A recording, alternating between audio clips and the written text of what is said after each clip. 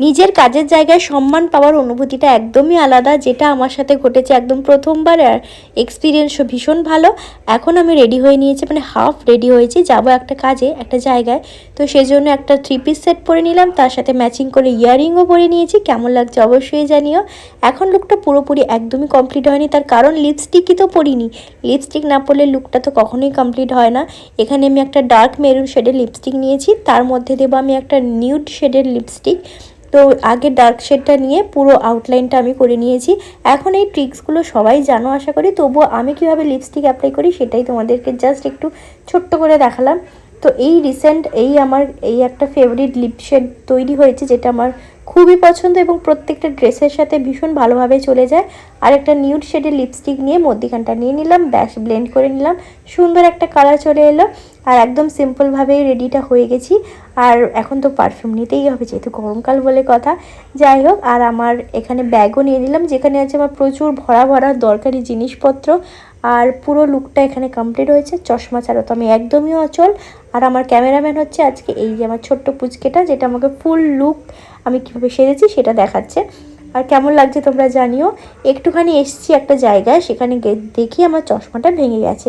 কি করা যাবে, একটা দুটো দোকান ঘুরলাম, কোনো দোকানেই চশমাটা সেই মুহূর্তে সারিয়ে দেবে না। অগত্যা একটা ফ্রেমই নিতে হবে, পছন্দ না হলেও। আমার যে গ্লাসটা ছিল ওই গ্লাসের মাপে অনেক খোঁজার পরে একটা ফ্রেম পাওয়া গেল। তো এটাই নিয়ে চললাম আমার গন্তব্যস্থলে। এখানে পৌঁছে গেছি।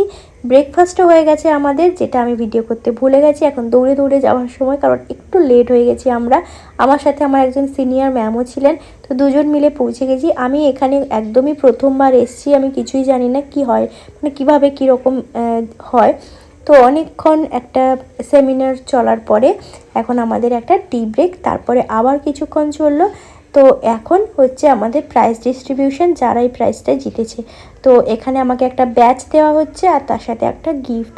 তো এটা তো আলাদাই একটা এক্সপিরিয়েন্স আমার। তো আমার ম্যামও পেলেন, আমার থেকে একটু বেশি একটা গোল্ডেন ব্যাচ পেলেন।